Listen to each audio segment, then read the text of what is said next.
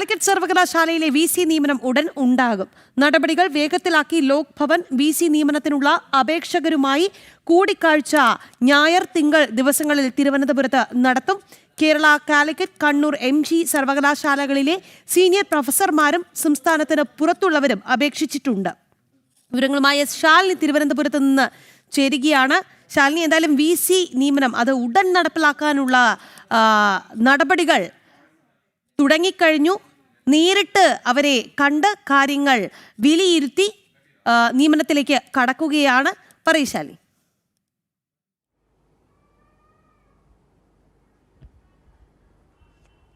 Rakhi, technical university ഒപ്പം തന്നെ digital യൂണിവേഴ്സിറ്റിക്ക് പിന്നാലെ തന്നെ മറ്റ് സർവകലാശാലകളിലെയും VC നിയമനം വേഗത്തിലാക്കാനാണ് ഇപ്പോൾ ലോക് ഭവൻ ഒരുങ്ങുന്നത്. അതിന്റെ നടപടിക്രമങ്ങളുടെ ഭാഗമായിട്ടാണ് ഇപ്പോൾ കാലിക്കറ്റ് സർവകലാശാലയിലെ VC നിയമന നടപടികൾ ലോക് ഭവൻ ആരംഭിക്കുകയും ചെയ്തത്. ഇതുമായി ബന്ധപ്പെട്ട അതായത് VC നിയമനത്തിനുള്ള അപേക്ഷകരുമായിട്ടുള്ള കൂടിക്കാഴ്ച ഞായർ തിങ്കൾ ദിവസങ്ങളിൽ തിരുവനന്തപുരത്ത് ചേരുകയാണ്. തിരുവനന്തപുരത്തെ മസ്കറ്റ് ഹോട്ടലിൽ വെച്ചാണ് ഇവരുടെ അഭിമുഖം നടത്താൻ പോകുന്നത്. ഒപ്പം തന്നെ കേരള, കാലിക്കറ്റ്, കണ്ണൂർ, MG സർവകലാശാലകളിലെ സീനിയർ പ്രൊഫസർമാരും സംസ്ഥാനത്തിന് പുറത്തുനിന്നുള്ള അപേക്ഷകരും അടക്കമുള്ളവർ ഈ ഇന്റർവ്യൂവിൽ അല്ലെങ്കിൽ അഭിമുഖത്തിൽ പങ്കെടുക്കുകയും ചെയ്യുന്നുണ്ട്. അതായത് കാലിക്കറ്റ് VC നിയമിക്കുന്നതോടുകൂടി സംസ്ഥാനത്തെ 14 സർവകലാശാലകളിൽ 4 സർവകലാശാലകളിലും VC നിയമനം പൂർത്തിയാകുമെന്നുള്ളതാണ് നമുക്ക് മനസ്സിലാക്കാൻ സാധിക്കുന്നത്. ഇതിനുള്ള നടപടികളാണ് ഈ തർക്കങ്ങൾക്കൊക്കെ ഒടുവിൽ ഗവർണറും ഒപ്പം തന്നെ സംസ്ഥാന സർക്കാരും തമ്മിലുള്ള തർക്കങ്ങൾക്ക് ഒടുവിൽ ശീതയുദ്ധം അവസാനിച്ചതോടുകൂടി നടപടികൾ വേഗത്തിലാകുന്നത് എന്നുള്ളതാണ് നമ്മൾ മനസ്സിലാക്കുന്നത്. അതായത് സുപ്രീം കോടതി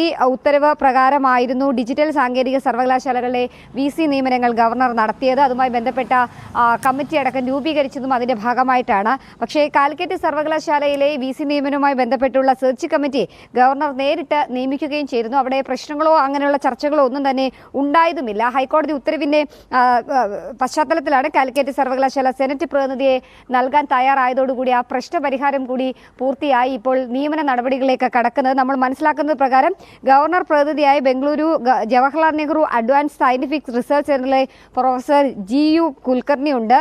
ചെയർമാനായി അദ്ദേഹമാണ് സെർച്ച് കമ്മിറ്റിയിലുള്ളത്. ഒപ്പം തന്നെ Mumbai university vice chancellor professor Ravindran D Kulkarni UGC പ്രതിനിധിയായും മുംബൈയിലെ ടാറ്റ ഇൻസ്റ്റിറ്റ്യൂട്ട് ഓഫ് സോഷ്യൽ സയൻസിലെ professor R Ramkumar university senate പ്രതിനിധിയുമായി കമ്മിറ്റി രൂപീകരിച്ചിട്ടുണ്ട്. ഈ കമ്മിറ്റിയാണ് 37 അപേക്ഷകരിൽ നിന്നും VCയെ തെരഞ്ഞെടുക്കുക എന്നുള്ളതാണ് നമ്മൾ മനസ്സിലാക്കുകയും ചെയ്യുന്നത്. എന്തായാലും കൂടിക്കാഴ്ചയ്ക്ക് ക്ഷണിച്ചിട്ടുള്ളത് കേരള, കാലിക്കറ്റ്, കണ്ണൂർ, MG സർവകലാശാലകളുടെ സീനിയർ പ്രൊഫസർമാരടക്കം സംസ്ഥാനത്തിന് പുറത്തു നിന്നുള്ള 37 അപേക്ഷകരെയാണ്. ഈ അപേക്ഷകരിൽ നിന്ന് ഒരാളായിരിക്കും സർവകലാശാലയുടെ VC തലപ്പത്തേക്ക് എത്തുന്നത്.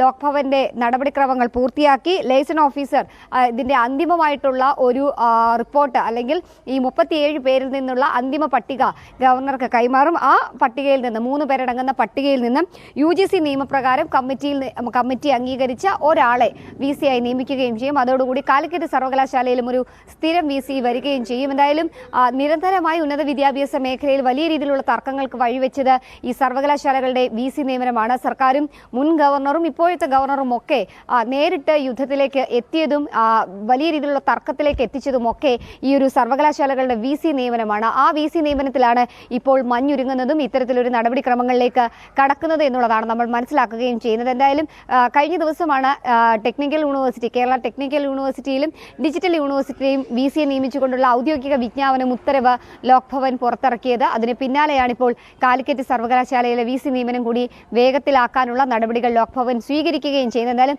സർക്കാരും ഗവർണറും തമ്മിലുള്ള ശീതയുദ്ധം ഒക്കെ അവസാനിച്ച് പ്രശ്നപരിഹാരം നടത്തിയതിന് തൊട്ടു പിന്നാലെയാണ് മറ്റ് സർവകലാശാലകളുടെ VC നിയമനവും വേഗത്തിലാകുന്നത്. ഇതോടുകൂടി 4 യൂണിവേഴ്സിറ്റികളിലെ VCമാർ സ്ഥിരം VCമാരെത്തും. മറ്റ് 10 സർവകലാശാലകളുടെ VCമാരുടെ നിയമനവും ഈ കണ്ണൂർ സർവകലാശാല VC നിയമനത്തിന് തൊട്ടു പിന്നാലെ ഉണ്ടാകുമെന്നുള്ള സൂചനയാണ് ലോക് ഭവൻ നൽകുകയും ചെയ്യുന്നത്. രജനി.